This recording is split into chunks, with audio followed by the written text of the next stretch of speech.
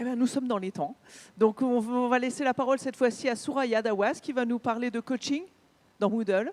Eh ben, merci. Pour changer un peu. Donc,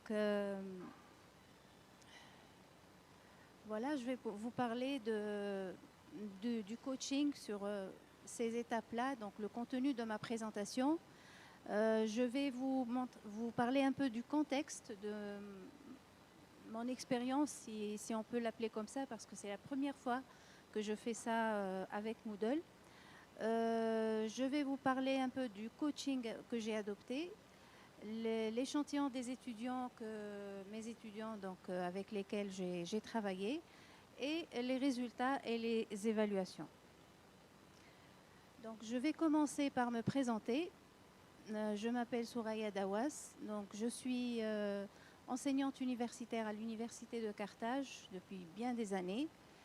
Mais j'ai d'autres casquettes. Donc, avec mes étudiants, j'utilise Moodle. Ça, c'est depuis bien des années aussi. Mais j'ai une autre casquette qui est celle de Digital Learning Manager. Donc, ça fait quelques années, j'ai créé mon propre centre de formation et j'utilise aussi Moodle dans le monde entrepreneurial pour faire des formations pour les entreprises. Donc, c'est des deux côtés que j'utilise la plateforme Moodle. Je suis aussi coach de vie et technicienne PNL en parallèle. Donc, j'utilise toutes ces casquettes, si vous voulez, mais toujours, je ne m'éloigne pas de Moodle dans mes pratiques.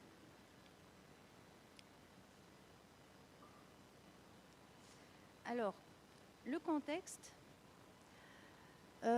c'est donc dans le cadre d'un cours que j'ai avec mes étudiants qui s'appelle « Outils de travail collaboratif ».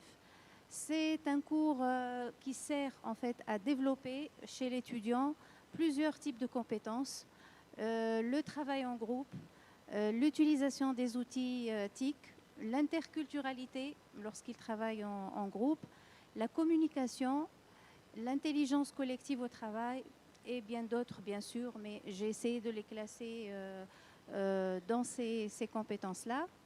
Et alors, c'est un peu pour les guider vers leur métier. On sait très bien que dernièrement, ces dernières années, l'étudiant n'a plus vraiment une visibilité sur ce qu'il va faire quand il va terminer sa licence ou ses études. Donc, avec cette matière-là, j'essaye de les accompagner pour qu'eux-mêmes trouvent leur propre chemin et savent plus ou moins le chemin qu'ils vont prendre et adopter après leurs études. Donc, cette matière-là, elle est notée, elle est évaluée à 3 niveaux. Donc, il y a une évaluation avec plusieurs activités qu'ils doivent faire en groupe et elle a 40% de la note. Il y a un travail individuel qu'il doit faire sur soi. Donc, chaque étudiant doit le faire sur soi et c'est à 40% aussi. Et il y a une participation aux activités en classe parce que c'est une matière qui est aussi donc en présentiel, hybride, quoi. Et qui est notée à 20% de la note de cette matière-là. Alors moi, j'ai pris la partie travail individuel sur soi, qui est à 40%, et c'est là que j'ai fait le coaching avec mes étudiants. Alors, le coaching adopté. Donc, en général, le coaching, lorsqu'on parle du coaching en général, il a toujours eu besoin du mode présentiel. C'est très important d'être avec la personne en face à face parce qu'il y a tout un langage gestuel, visuel qui nous donne plein d'informations. La relation de confiance doit exister entre le coach et la personne coachée. Donc, et le lieu aussi, il est très important. Donc, l'importance du lieu, il faut que le coaché se sente bien, se sente en confiance. Donc, l'endroit aussi est très, très important. et le coach doit accompagner en continu la personne. Ce n'est pas juste une séance et puis il va partir et c'est tout. C'est un accompagnement sur plusieurs semaines, voire plusieurs mois, etc. Donc ça, c'est le cadre général du coaching. Alors aujourd'hui, nous vivons tous un changement de paradigme à tous les niveaux. Et bien sûr, le domaine du coaching ne va pas faire donc l'exception.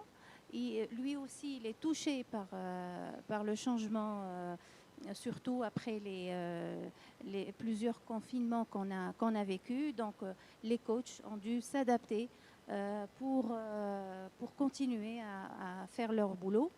Donc, il y a eu plusieurs adaptations pour assurer le coaching à distance et accompagner en ligne les différentes personnes qui ont besoin de coaching. Alors, qu'est-ce que j'ai utilisé comme ressources sur Moodle? Donc, pour toute la partie théorique, j'ai utilisé des vidéos que je réalise moi-même. Donc, c'est des vidéos avec une animation d'images, d'écriture et avec ma voix off qui est derrière. Donc ces vidéos, bien sûr, les étudiants peuvent les voir, les revoir autant qu'ils veulent. Et pour la partie donc, ressources aussi sur Moodle, j'ai utilisé la leçon pour les étapes du coaching. Donc c'est un parcours séquentiel, étape par étape. Ils doivent rendre leur travail, donc j'ai utilisé le devoir, donc sous forme de fichier avec les résultats qu'ils vont accumuler tout au long du coaching. Et ils doivent à la fin donner un feedback sur leur expérience de coaching. Et là, donc, j'ai utilisé la base de données. Alors, le coaching, il est pas à pas de 1 à 6 étapes. Bien sûr, c'est plus détaillé que ça, mais je vais juste les citer rapidement, les 6 étapes. Donc, la première étape, ce que vous aimez. Après, vos talents, vos compétences, vos métiers, vos passions, missions, professions, vocations et votre finalité. Donc, la première étape, déterminer ce que vous aimez vraiment. Et là, je leur demande de commencer par écrire une liste d'au moins 10 choses qu'ils aiment vraiment dans leur vie. Et ils pensent que c'est vraiment quelque chose dont ils sont reconnaissants avec ce qu'ils aiment. Ensuite, ils vont passer un peigne fin en posant la question « Pourrais-je vivre sans ça ?» pour chacun des éléments de la liste. Et à la fin, c'est pour arriver donc faire plusieurs allers-retours pour arriver à avoir seulement 3 dans la liste de ce qu'il aime vraiment. La deuxième étape, donc après avoir fait la première étape, ils peuvent passer à la deuxième étape. Et là, c'est travailler sur vos talents. Donc écrivez une liste de tous vos talents, d'après eux, bien sûr. Devant chacun des éléments, donc chacun des talents, ils vont mettre une évaluation personnelle de 1 à 10 en bleu. Ensuite, ils vont mettre devant chaque talent, ils vont mettre un classement, cette fois-ci, de leur appréciation personnelle de 1 à 10. Ensuite, ils vont additionner les deux chiffres et écrire le total en vert. Et après, ils vont garder seulement les talents qui ont accumulé 15 ou plus. La troisième étape, c'est travailler sur vos compétences. Là, ils vont dresser un tableau de 2 colonnes.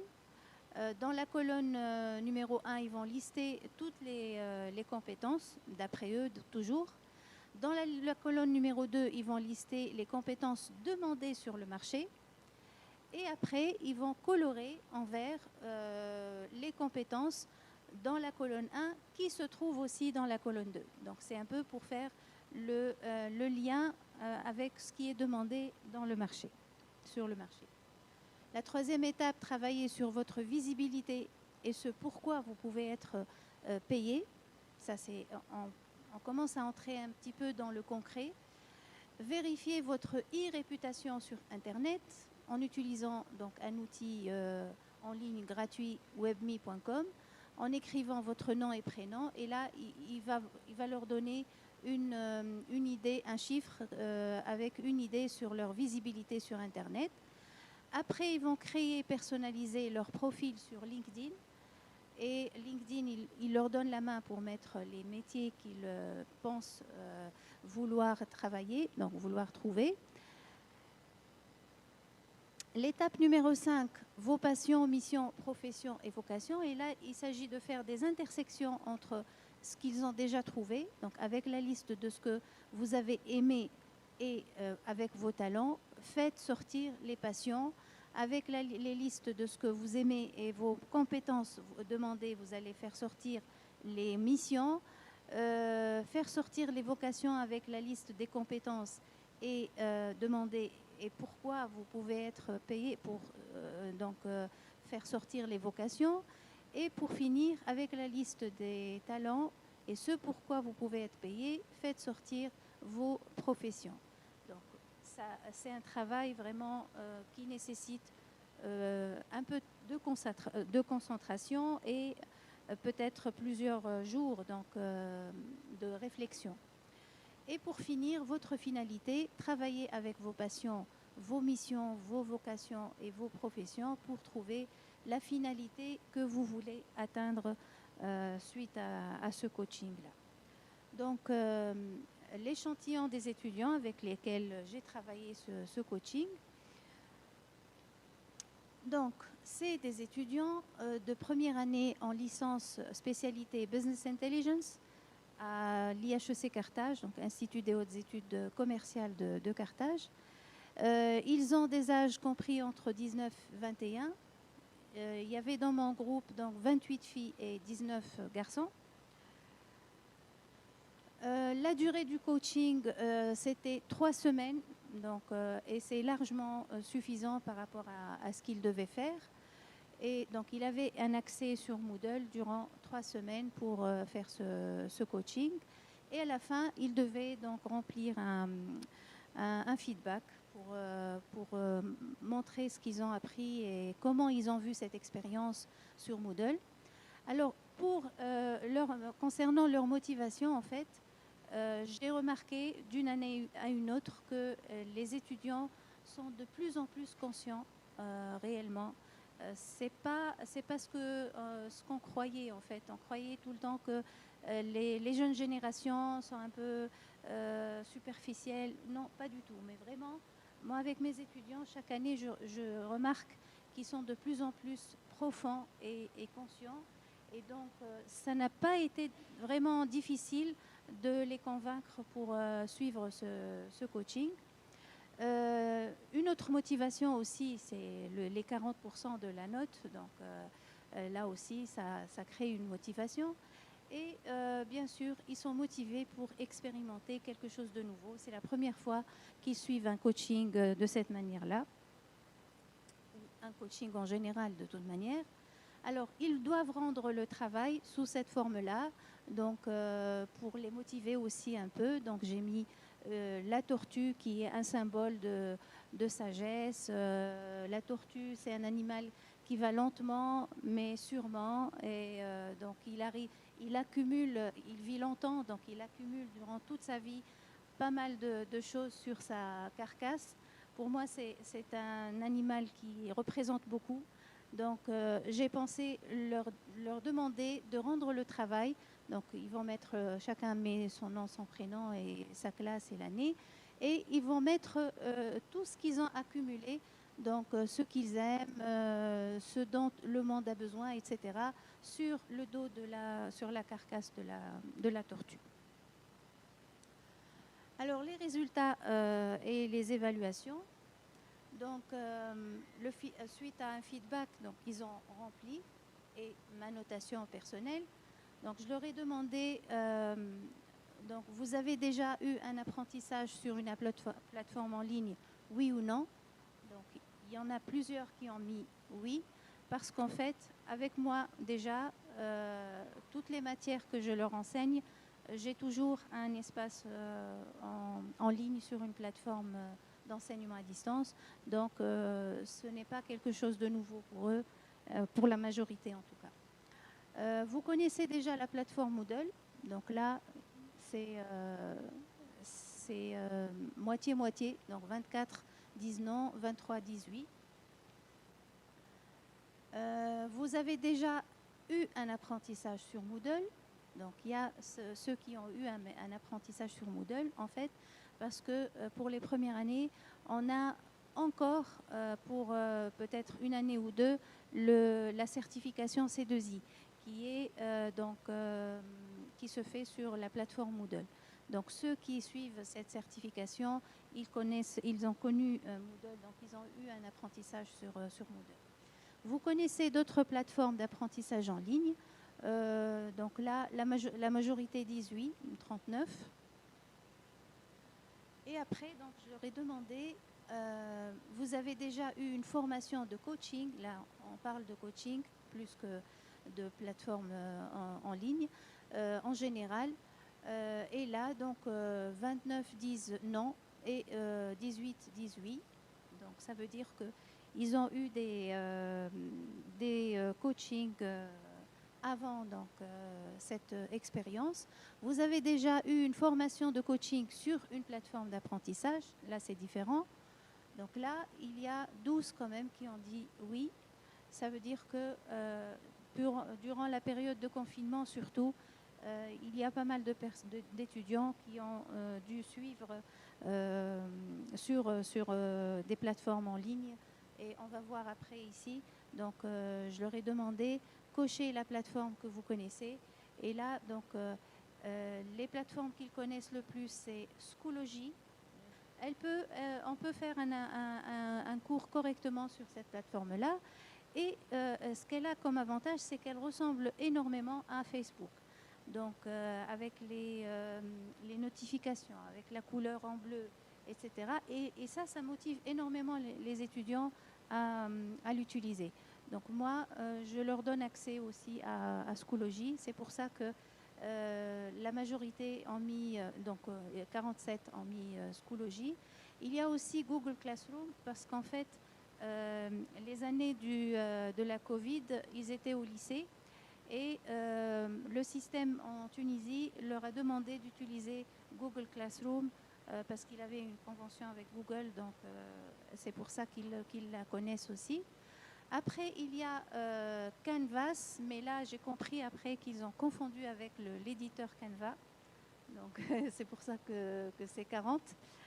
Mais sinon, toutes les autres plateformes, c'est beaucoup moins. Donc, il y a Udemy qui prend aussi de l'ampleur, Coursera et Khan Academy. Mais Coursera aussi, à l'université, on a une convention avec Coursera, on a des cours gratuits sur Coursera, c'est pour ça que mes étudiants la connaissent.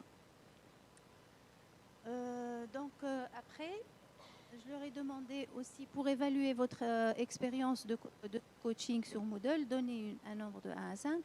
Donc pratiquement, c'est toujours entre 3 et 5, à part une exception. Pour évaluer votre expérience sur Moodle en général, donner un nombre, donc on est toujours dans cet intervalle entre 3 et 5. Pareil pour vous pensez que Moodle est approprié pour les formations en coaching, donc c'est toujours entre 3 et 5. Par la suite, d'après vous, est-ce que les séances en face-to-face, donc en face-à-face, sont nécessaires pour ce coaching sur Moodle?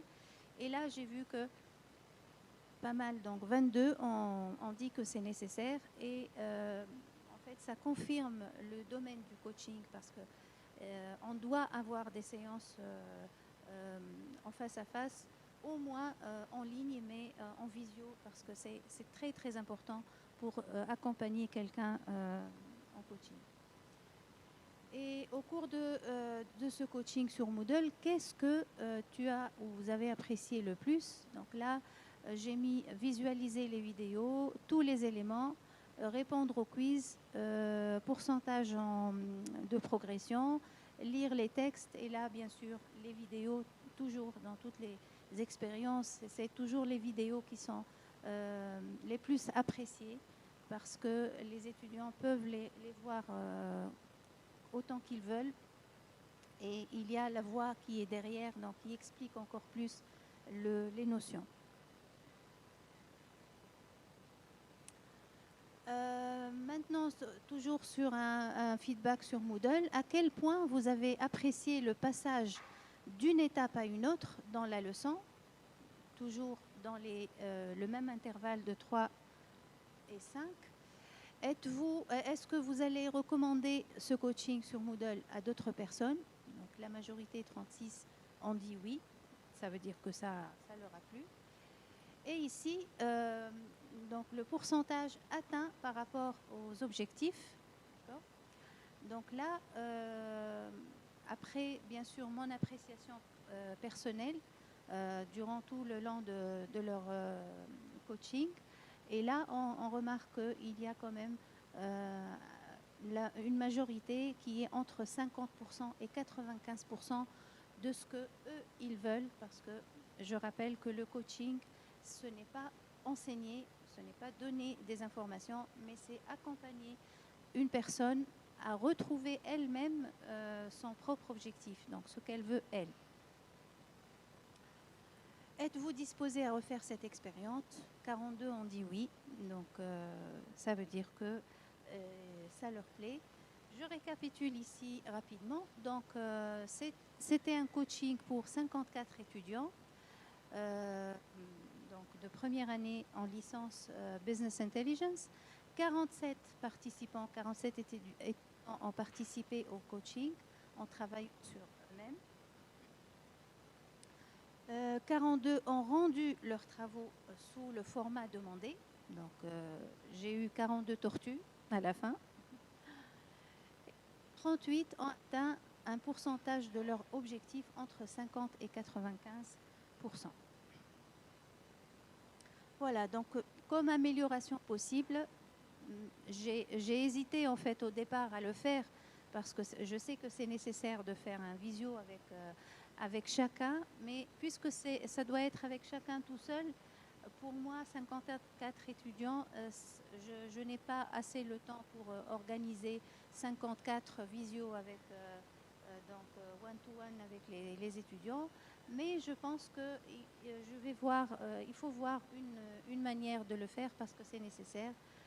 Peut-être avec l'outil de Moodle, donc avec le BBB sur Moodle, pour combler un peu le manque du côté face à face.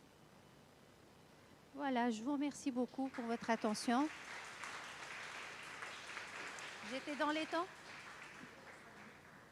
Si vous avez des questions, il nous reste 5 minutes. Écoutez, je crois que... Si, une question.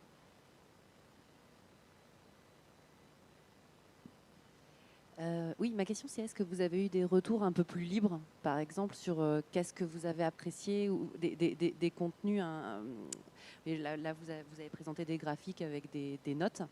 Est-ce que quelque part, vous leur avez aussi posé des questions un peu ouvertes de qu'est-ce que vous avez apprécié dans ce coaching ou des choses comme ça?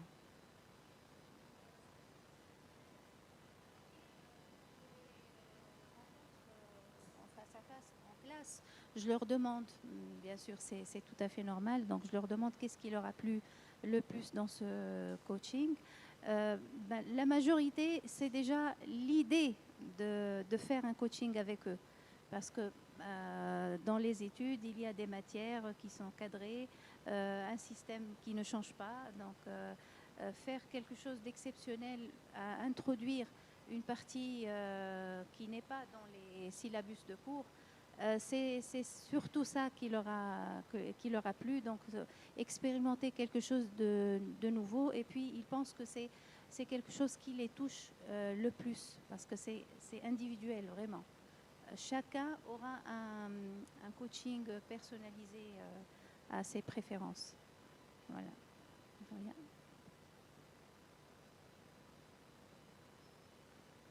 Écoutez, s'il n'y a pas d'autres questions, merci à tous. Merci Souraya.